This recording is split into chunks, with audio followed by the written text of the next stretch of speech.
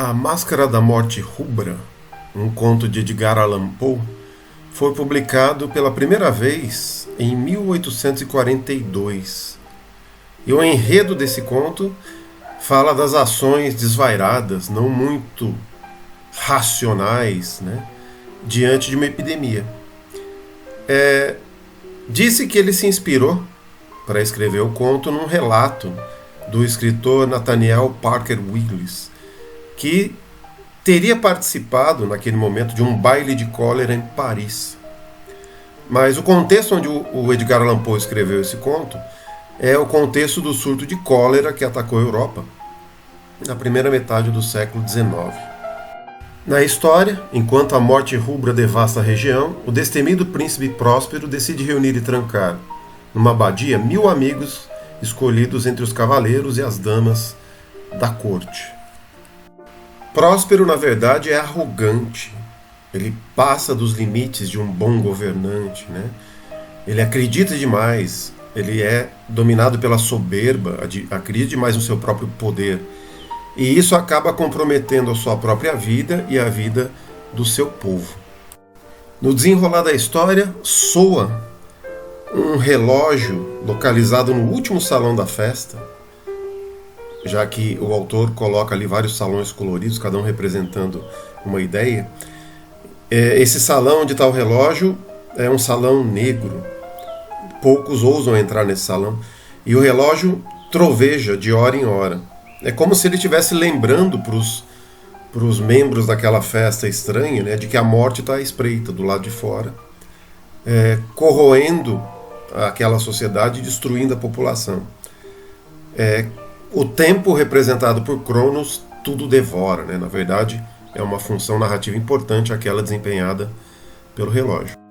Esse conto macabro de Edgar Allan Poe sobre um líder incapaz de conduzir o seu próprio povo, se entregando à soberba, à arrogância e permitindo o alastramento da peste, a penetração da peste na sua própria abadia, vai acabar sendo adaptado para o cinema no início da década de 60 pelo lendário produtor Roger Corman, que ficou conhecido por produzir filmes B de baixo orçamento e às vezes de qualidade artística duvidosa. É famosa a frase que resume talvez o método de trabalho do Roger Corman, proferida depois do fim de uma filmagem, que teria sido mais ou menos assim: terminamos o filme, mas os atores ainda têm alguns dias de contrato e ainda temos algum tempo de aluguel do galpão. Eu acho que em uma semana é possível fazer um outro filme. Amanhã me traga um roteiro. Com esse filme, A Máscara da Morte Rubra, o Roger Corman produziu e realizava seu 7º e penúltimo filme da série inspirada nas obras do Poe. E desses filmes, 6 foram protagonizados pelo Vincent Price. Bom, o argumento é bem parecido com o do conto. É um argumento que se fia no conto original, tomando uma série de liberdades artísticas e criativas.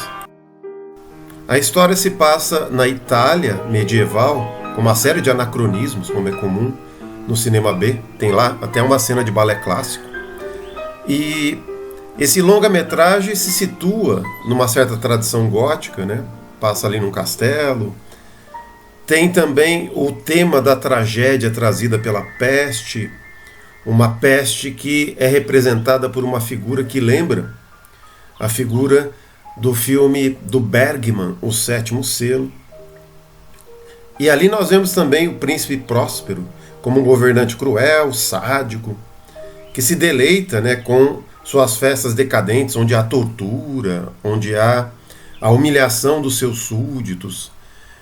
O filme mostra nobres que vivem de favores, mas como Roger Corman precisava chegar até um público bastante grande para poder viabilizar seus filmes, ele vai dar um tom bastante sensacionalista à história original do Poe, transformando inclusive o príncipe Próspero num satanista, coisa que vai ser bastante comum no cinema exploitation, dos anos 60, posteriormente, e também da década de 70.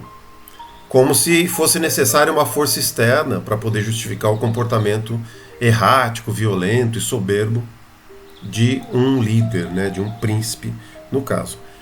Isso tem a ver com interesses comerciais, obviamente, da película, né?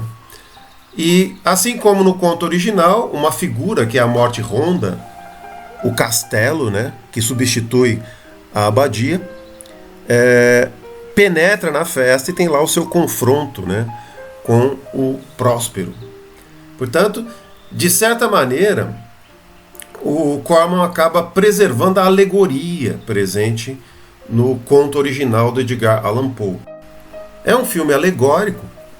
O Edgar Allan Poe não gostava muito de achar as suas obras, ou considerar suas obras alegorias, né? E é dentro do ciclo de Poe feito pelo Roger Corman o mais metafísico, lidando com temas como religião, morte, alma e coisas terrenas, né? Obviamente ligadas ao comportamento dos governantes, como a futilidade do isolamento desses líderes, que mais cedo ou mais tarde vão acabar sendo vítimas dos males que eles pensavam estar só reservados ao povo.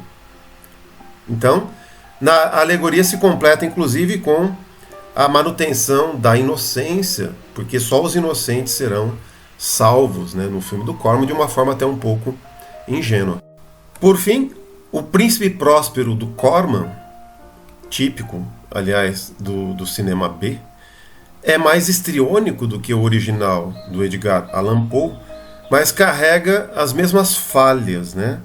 Ele é arrogante, ele é egocêntrico, ele passa dos limites e por isso, de alguma maneira, ele desperta a ira, né, dessa figura maléfica traduzida na morte rubra, assim como os antigos heróis, né, e personagens mitológicos como Ulisses, Édipo e Prometeu acabaram despertando com a sua arrogância e seu comportamento excessivo a ira dos deuses.